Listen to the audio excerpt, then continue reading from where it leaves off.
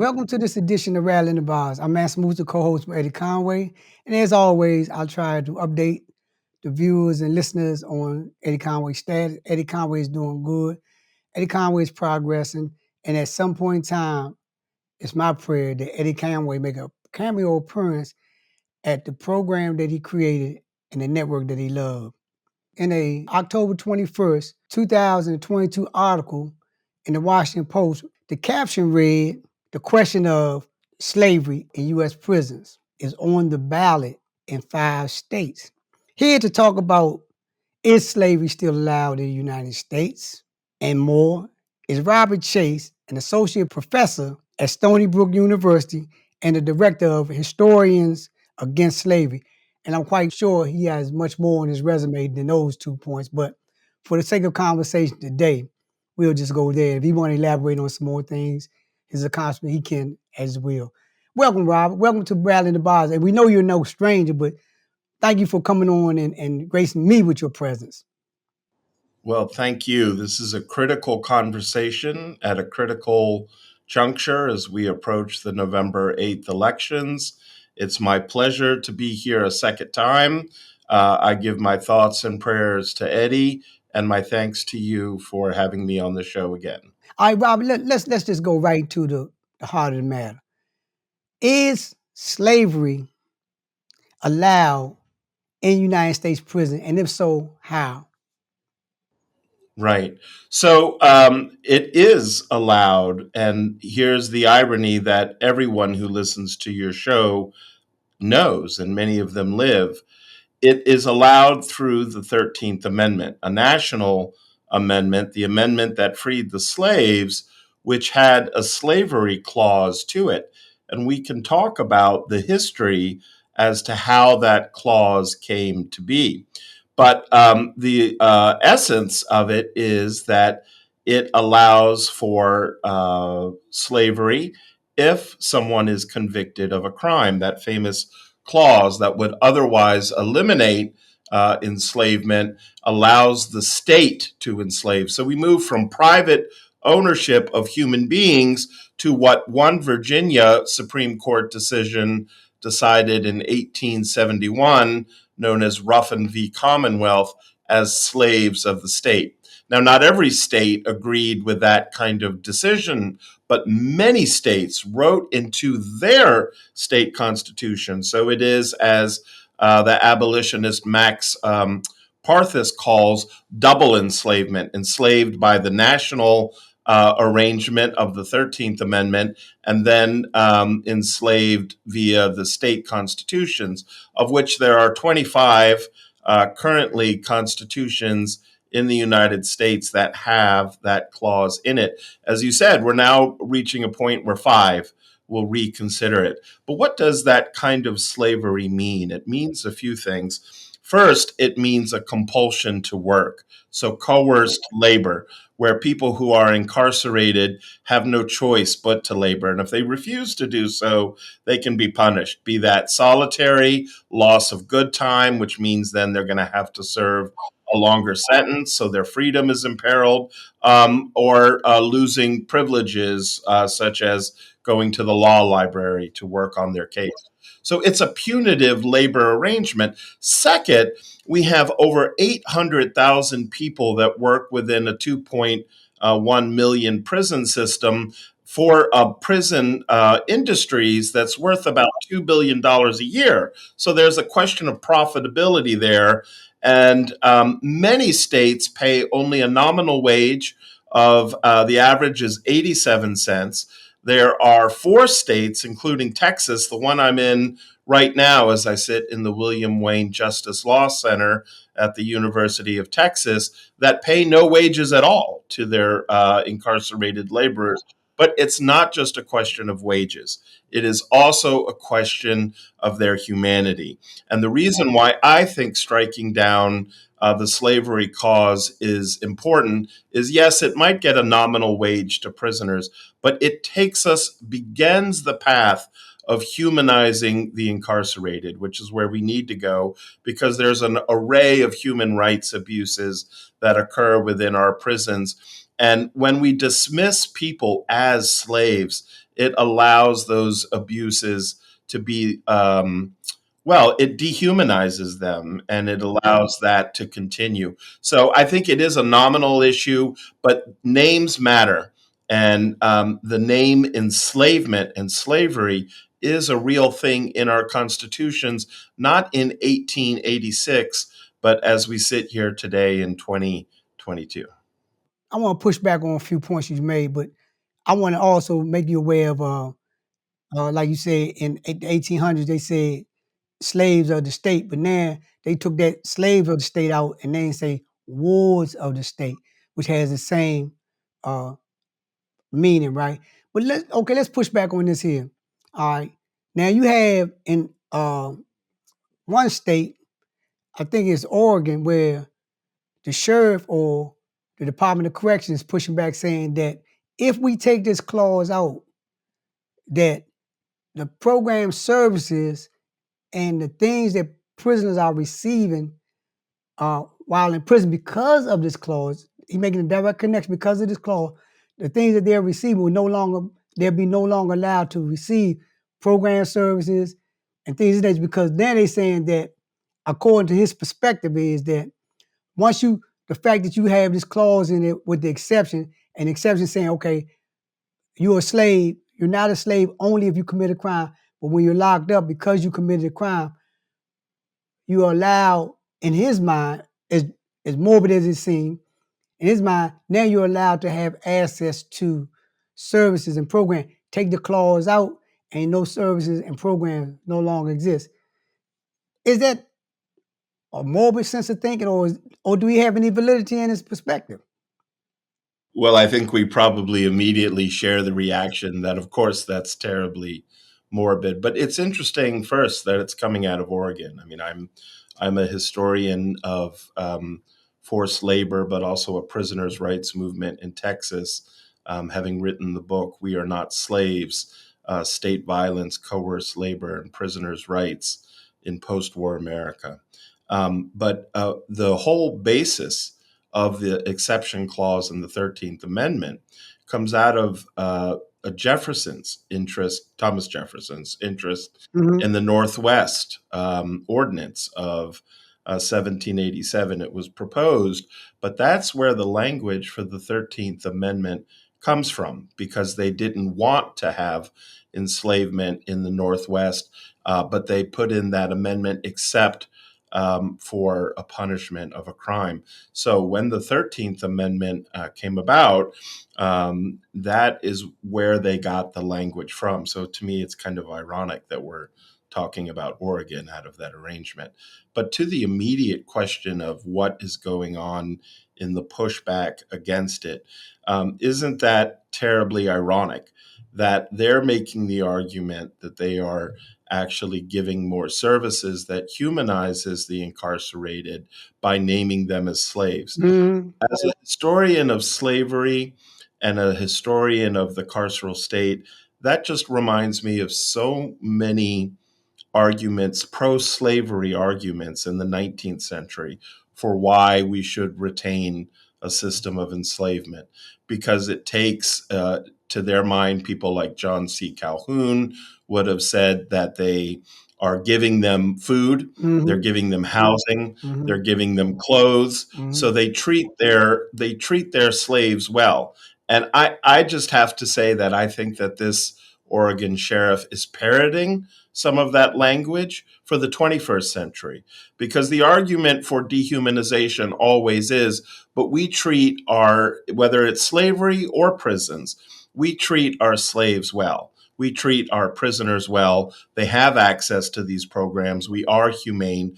But what we have to talk about are not the individual programs, but the entire edifice of incarceration, which is based on coerced labor, which is based on dehumanization and punishment as a rationale to put people in pain. Mm-hmm. And as we know, particularly people of color, with African Americans having a disproportionate number of people in prison, but increasingly, and the fastest growing prison population are Latinx people Yeah.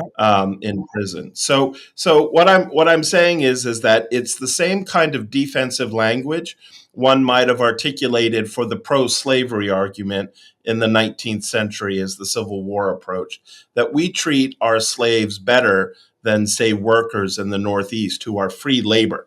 And I think that that's really a false argument because at its base, it still means that they're engaging in coerced labor without pay or with nominal pay, and utilizing a system that ultimately dehumanizes people. And I think people are asking for more than that. That's kind of binding it up in the smallest common denominator language. And I wouldn't see why striking down the enslavement clause in any state constitution would possibly end services. I don't understand what that legal argument could possibly be. One could still offer services if you struck down that clause of wards of the state.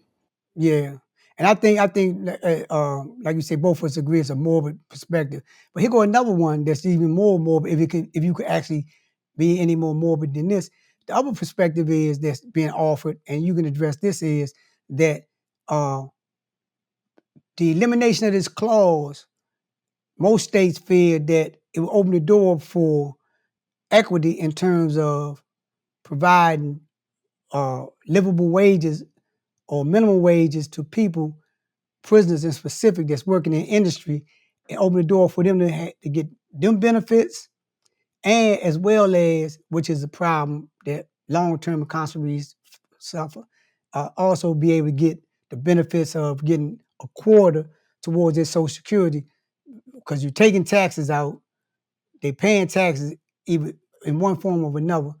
But they're saying that because of this clause, if you take this clause out, these things would come into existence and further impact the budgets and that the states are struggling with today. What's your response to that? What prisons do is they reproduce the conditions that got people incarcerated in the first place: poverty, inequality, impoverishment, few options, no choices. And when we don't pay prisoners, what happens is most people who are incarcerated get out. Not everyone serves a life sentence. That's a small proportion of the prison population. And when they get out, what do they come out with? Well, they come out with a criminal record. If they've committed a felony, even on a drug charge, they're not able to vote. So they're not a full citizen. They have to reapply. And some states don't allow them to vote. And they come out with no money, no job prospects, very hard to get reemployed. And that's one of the reasons why the United States has such a high recidivism rate and people reoffend. Now, imagine a world in which we actually paid people for their work, Hmm. and then they could use that money not only to, some of it could go towards a victims fund, perhaps. The other parts of it could actually go towards sustaining them when they get out. Yeah, true. And then we might live in a world where people are less likely to reoffend because it costs money to put people into prison. The state has to also pay for it. And we've now lived in a world that has ratcheted up the prison population. Yes, it's been reduced a bit over the past few years, but we're still the most incarcerated country in the world. And if we actually paid people a wage, when they got out, they might have a little bit of money or Social Security. And that might actually reduce our recidivism rates. Two things reduce recidivism rates. One is education. So, making an investment in keeping people out of prison also reduces crime, number one. And number two is opportunity. And when you come out with a prison record, very little skills, no one wants to hire you, you have no money to support yourself, what are you going to do? You turn to the same kind of street tactics that kept you alive, which often are criminal and illicit activities. So, one thing that I think some nominal pay would do is to alleviate some of that. But again, for me, the larger issue is the entire system's humanization, because a wage isn't going to solve how we treat people in cases. That's right. And we have to think about what we're doing to human beings, because it's not just about punishing individuals. Those individuals come out. What are we doing to our society? What kind of world are we recreating? Because I think all prisons do and are meant to do is to reproduce systems of punishment that actually accelerate crime, not alleviate. All right. We take away the 13th Amendment clause. We remove the clause to say, with the exception. In your mind, do you think that the conditions or the attitude of, of the corporate America towards free labor, or the attitudes of rural America that's being propped up by the prison industrial complex, you think the way people are being treated in prison going to change because of the removal of this clause, or you think it's going to take more? I think you hit on it a minute ago. Or do you think it's going to take a complete abolishment of this concept as we know it, the prison industrial complex? Well, I don't want to take away from any of the abolitionist effort. It's taken a lot to get to this point. In the mid 90s and early 2000s, society was blind, except for some voices like Angela Davis, to what we were doing to people who are incarcerated. So, between the Black Lives Matter movement and the abolition movement, even to be having this discussion is critical. It means there's more awareness, more consciousness.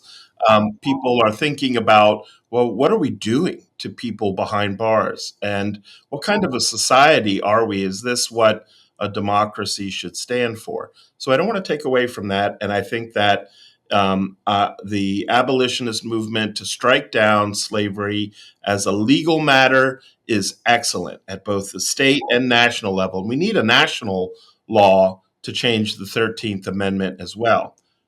However, having said that, it does have to go beyond a legal apparatus, because we know whether or not it's Brown v. Board Mm-hmm. or any national law, laws alone don't change people's behavior, particularly around race and racism. Right. And so we've got to take this to the next level, which is about the treatment of people within prisons. Now, if we paid them a higher wage than 87 cents, that also might make incarcerating 2 million people expensive. And maybe that would help reduce the prison population. But one of the things that we really have to tackle is the profitability of prisons, because prisons do a number of things.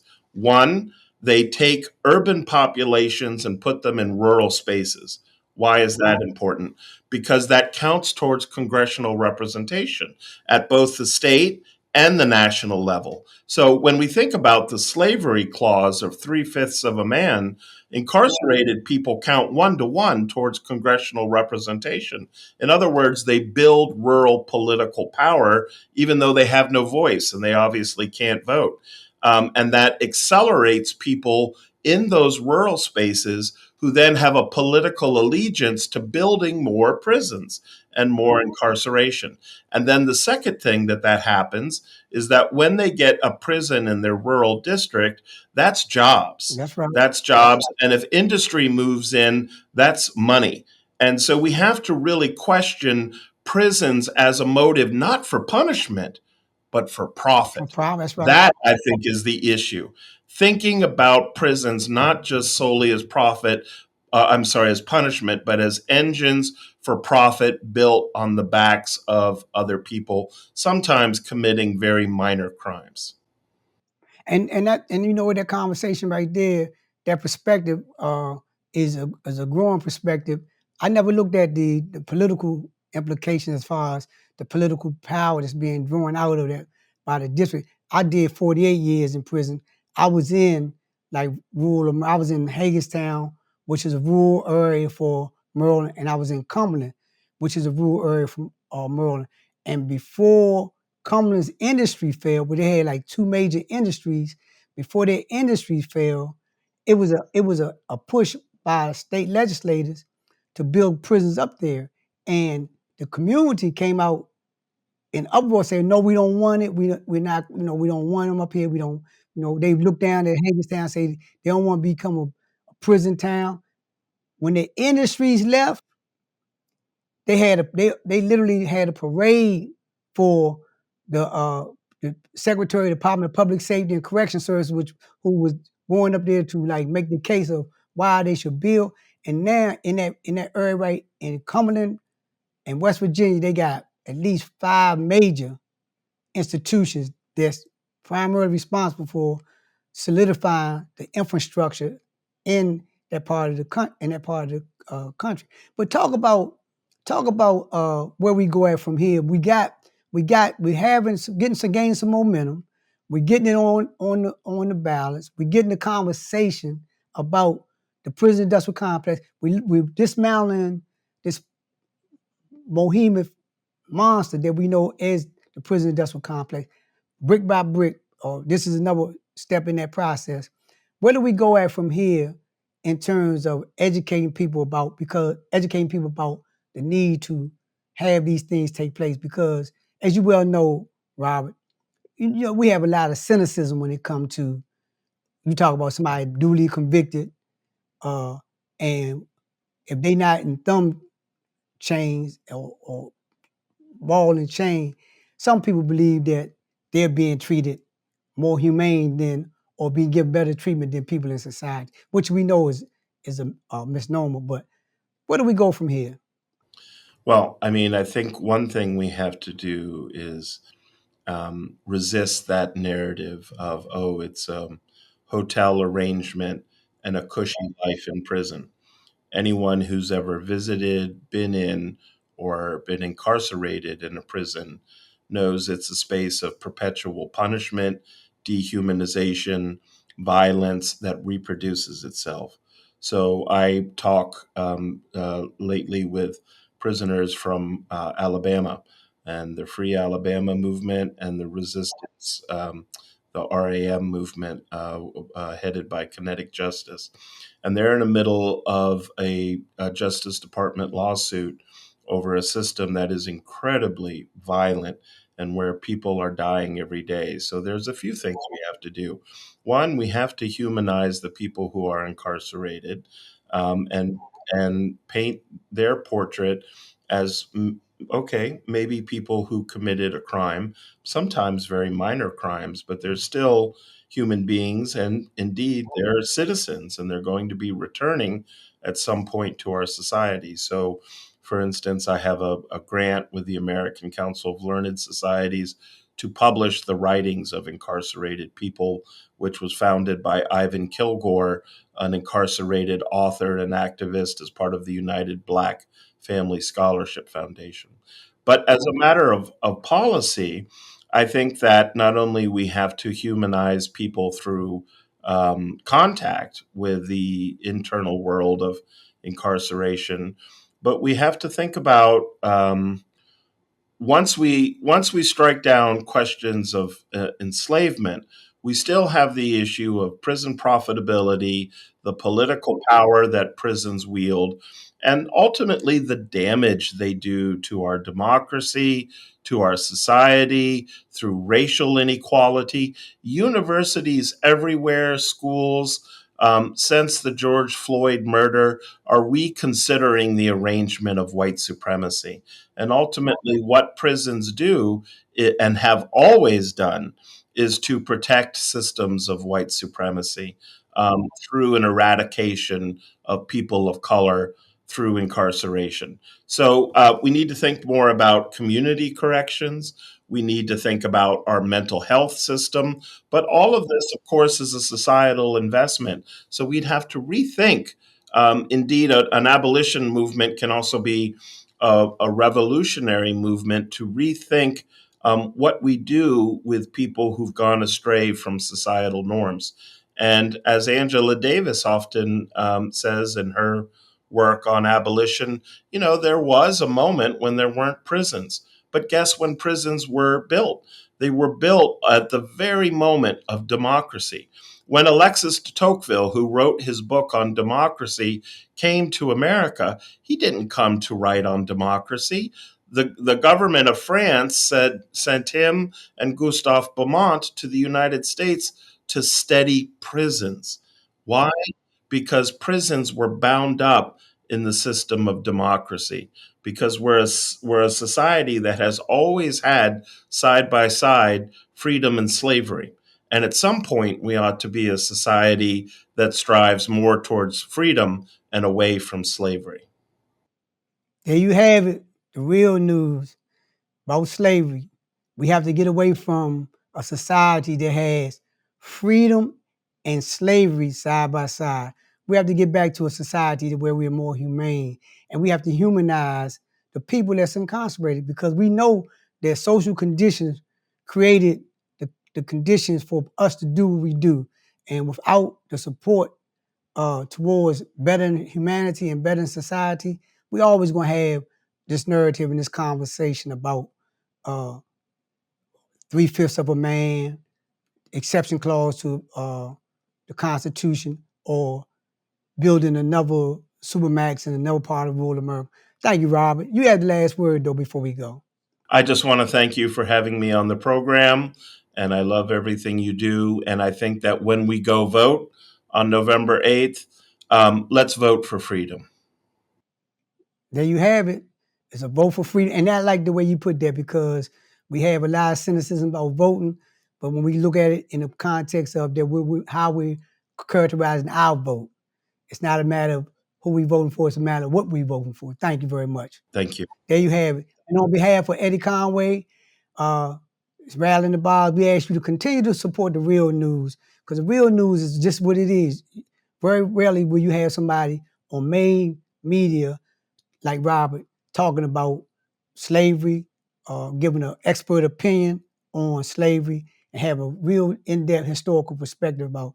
You very rarely you have someone like Robert talking about how they racializing prison, how prison is a profit motive. You won't only get this on the real news.